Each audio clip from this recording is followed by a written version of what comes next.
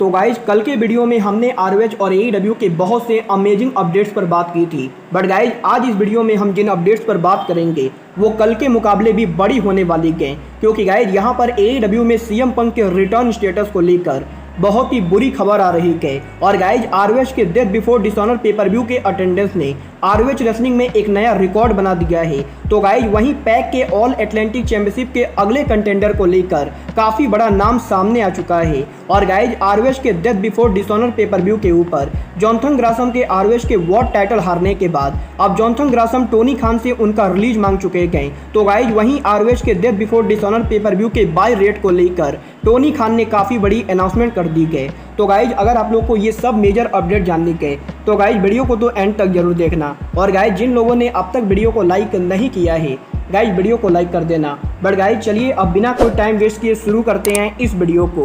और गाइज सबसे पहले बात करते हैं एईडब्ल्यू में सीएम पंक के रिटर्न की। अब देखो यार, अगर बात करें यहाँ पर सीएम पंक के रिटर्न की तो वैसे तो मैंने आपको लास्ट के काफ़ी वीडियो में बताया है कि CM Punk possibly all out पर रिटर्न हो सकते हैं। बट गाइज यहीं इस हफ्ते जब सीएम पंक कॉमिकॉन पैनल पर अपीयर हुए थे तो गाइज यहाँ पर सीएम पंक के कॉमिकॉन पैनल पर अपीयर होने के बाद अब कॉमिकॉन पैनल के बैक स्टेज के ऊपर से सीएम पंक के रिटर्न को लेकर बहुत ही बुरी खबर आ रही है। क्योंकि गाइज यहाँ पर जो लोग कॉमिकॉन पैनल पर मौजूद थे उन लोगों का ये कहना है कि सीएम पंक जब बैक स्टेज एरिया पर वॉक कर रहे थे तो गाइज सीएम पंक को चलने में बहुत ही ज़्यादा दिक्कत हो रही थी। और गाइज यहाँ पर एईडब्ल्यू के मल्टीपल रेसलर्स ने ये कंफर्म किया है कि CM Punk back stage area के ऊपर उनके पैरों में प्लास्टर वाले जूते पहनकर घूम रहे थे। और गाइज यहाँ पर सीएम पंक थोड़ी दूर चल के बार बार बैठ जा रहे थे। और गाइज यहाँ पर कॉमिकॉन पैनल के बैक स्टेज के ऊपर मल्टीपल सोर्सेज ने इस चीज को कंफर्म किया है कि सीएम पंक की इंजरी अभी भी काफी ज्यादा ताजा है। और गाइज ये चीज लगभग इम्पॉसिबल है कि सीएम पंक ऑल आउट पर उनका रिटर्न करेंगे।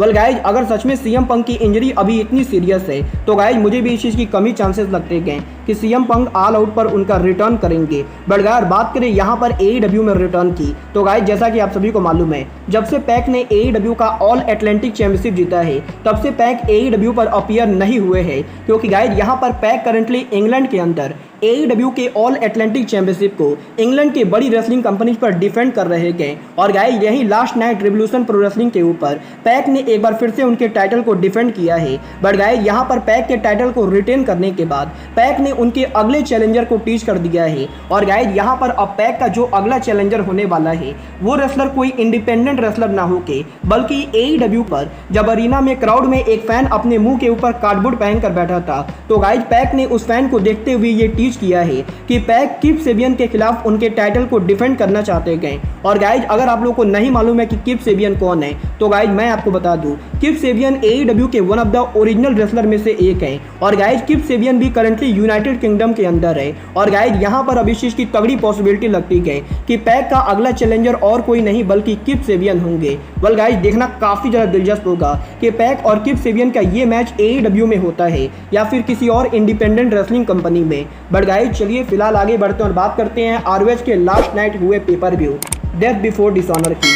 अब देखो यार, जिन लोगों ने आरओएच का death Before Dishonor pay per view देखा है वो लोग तो ये बात जरूर मानेंगे कि आरओएच का death Before Dishonor pay per view recent memory में आरओएच के one of the best pay per view में से एक था। बट गाइस यहीं अब इस पेपर व्यू के खत्म होने के बाद टोनी खान ने इस पेपर व्यू के अचीवमेंट को लेकर काफ़ी सारी अनाउंसमेंट की है, जहां पर टोनी खान ने सबसे पहले तो ये कंफर्म कर दिया है कि आरओएच के Death Before Dishonor pay per view की अटेंडेंस आरओएच रेसलिंग के हिस्ट्री में अब तक की हाईएस्ट अटेंडेंस है। और गाइस यहां पर WWE रेसलमेनिया वीकेंड के अंदर आरओएच रेसलिंग उनका जो Super Card of Honor show करती है उस शो को छोड़ के आरओएच रेसलिंग ने अब तक की सबसे हाईएस्ट अटेंडेंस वाला शो ये death Before Dishonor pay per view है। और गाइस यहां पर टोनी खान ने कंफर्म किया है कि पिछले 20 साल के अंदर आरओएच के Super Card of Honor shows को छोड़ के आरओएच रेसलिंग का ये शो हाईएस्ट अटेंडेंस वाला शो था, जो कि टोनी खान के लिए बहुत ही बड़ी बात है। बट गाइस यहां पर इस शो के हाई अटेंडेंस के बाद टोनी खान ने इस पेपर व्यू के बाय रेट को लेकर अनाउंसमेंट कर दी है, जहां पर टोनी खान ने यह कंफर्म किया है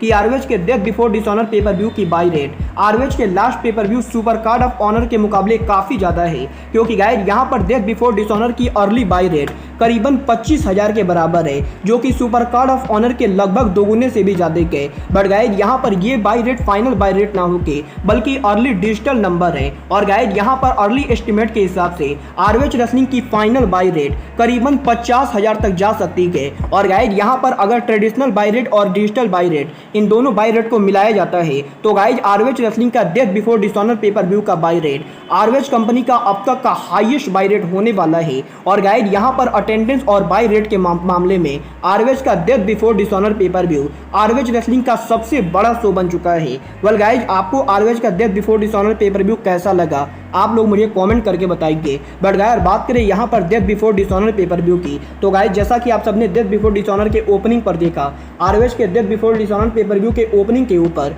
ROH world champion Jonathan Grasim उनका टाइटल क्लॉडियो कोस्टांगली से हार जाते गए। बट गाइस यहीं क्लॉडियो कोस्टांगली से उनके टाइटल को हारने के बाद अब जॉनथन ग्रासम के AEW और ROH में स्टेटस को लेकर AEW के बैक स्टेज से काफी बड़ी अपडेट आ रही है, क्योंकि गाइस यहाँ पर मल्टीपल सोर्सेज ने इस चीज को कंफर्म किया है कि जॉनथन ग्रासम AEW से उनका रिलीज मांग चुके गए। और गाइस डेथ बिफोर डिसऑनर पर जॉनथन ग्रासम की टाइटल को हारने के पहले जब Jonathan Grasim back stage area पर पहुंचे थे तो गाइस यहाँ पर जॉनथन ग्रासम ने टोनी खान के साथ बदतमीजी की गई। और गाइस यहाँ पर जॉनथन ग्रासम और टोनी खान के बीच में बैक स्टेज एरिया पर काफी ज्यादा झगड़ा हुआ है। और गाइस टोनी खान और जॉनथन ग्रासम के इस झगड़े के बाद जॉनथन ग्रासम ROH के डेथ बिफोर डिसऑनर पर उनका टाइटल हारे गए। और गाइस यहाँ पर जॉनथन ग्रासम ने टोनी खान से झगड़ा इस बात पर किया है कि जॉनथन ग्रासम को AEW और ROH के अंदर बढ़िया बुकिंग नहीं मिल रही है। और गाइस यहाँ पर जॉनथन ग्रासम का यह मानना है कि टोनी खान ने जॉनथन ग्रासम को जिस तरीके से बुक किया है वो बहुत ही ज्यादा डिसरिस्पेक्टफुल है। और गाइस इसीलिए जॉनथन ग्रासम और टोनी खान और ROH के लिए काम नहीं करना चाहते गए।